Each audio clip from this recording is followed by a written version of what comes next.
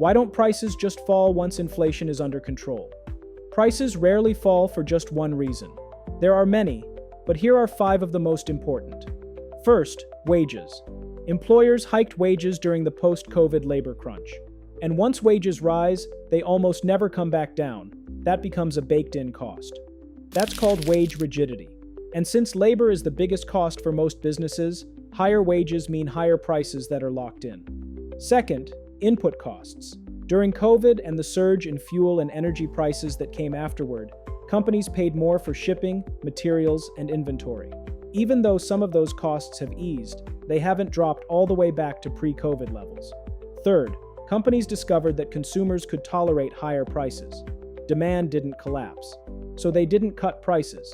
They just stopped raising them as fast. Economists call this demand inelasticity, when raising prices doesn't scare people away.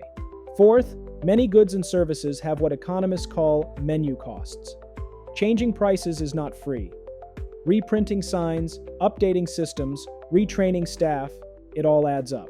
So companies don't lower prices unless they absolutely have to. Fifth, pricing is psychological. When a product gets cheaper, consumers sometimes think it's lower quality. So once a price floor is set, companies hesitate to undercut themselves. In short, there's no natural mechanism that pulls prices back down. Once the cost base resets, it tends to stay there. So inflation is cooling, but that's just a slowdown in speed. Prices are still climbing, just more slowly.